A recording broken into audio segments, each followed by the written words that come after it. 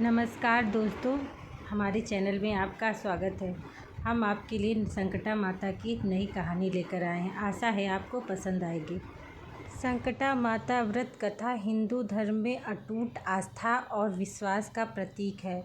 इस व्रत को करने से भक्तों को मानसिक शांति, स्वास्थ्य और सुख समृद्धि की प्राप्ति होती है। जीवन में आने वाली समस्याओं और संकटों से मुक्ति पाने के लिए यह व्रत अत्यंत प्रभावी माना जाता है। संकटा माता की कृपा से हर प्रकार के कष्ट और बाधाओं का निवारण होता है। इसलिए जो भी व्यक्ति अपने जीवन में शांति और खुशहाली चाहता है, उसे संकटा माता व्रत कथा का पालन करना चाहिए।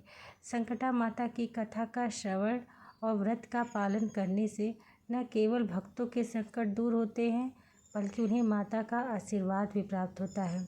यही कारण है कि संकटा माता व्रत कथा की महिमा हर युग में चलती आ रही है और रहेगी।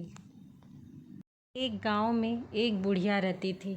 उसकी 6 बहुएं थीं। जब भी संकटा माता की पूजा करना रहता तो 6 बहुओं को न्योत के पूजा करती थी। बाहर से कभी किसी औरत को नहीं बुलाती थी। जब भी संकटा माता का पूजा रहता वैसे ही करती थी।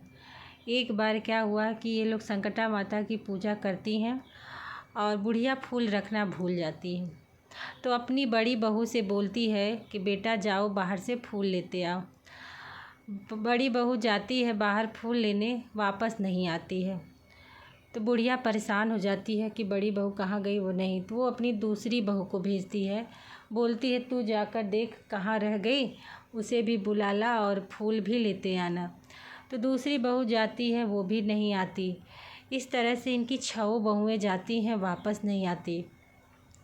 बुढ़िया परेशान हो जाती है।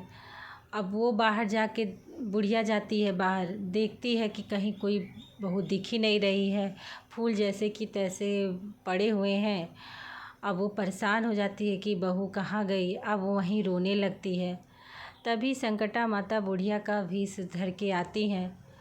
पूछती हैं बुढ़िया से क्यों रो रही हो। तो वो बताती है कि ऐसी ऐसी बात है, फूल लेने बाहर आई थी बहुएं मेरी और घर में गई नहीं, पता नहीं कहाँ चली गई, किस हाल में होंगी।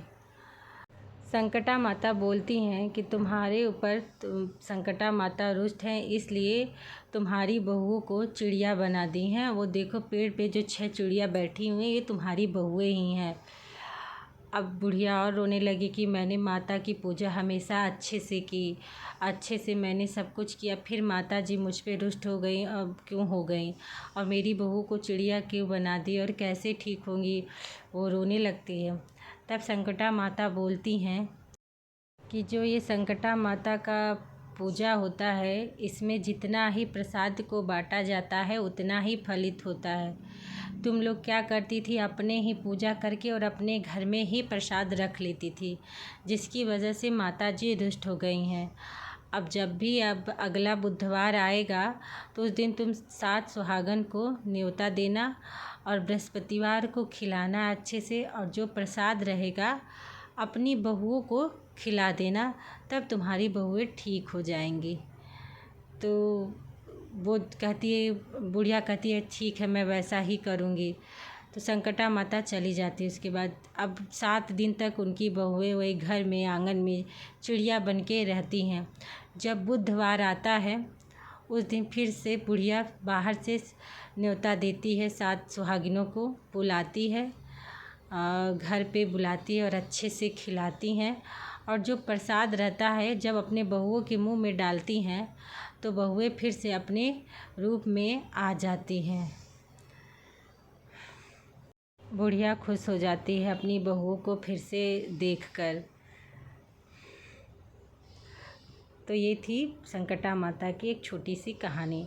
आप लोगों को कैसी लगी ज़रूर बताइएगा। अगर अच्छी लगे तो कमेंट में ज़रूर बताइए, और हम आपके लिए एक और नई संकटा माता की कहानी लाते रहेंगे।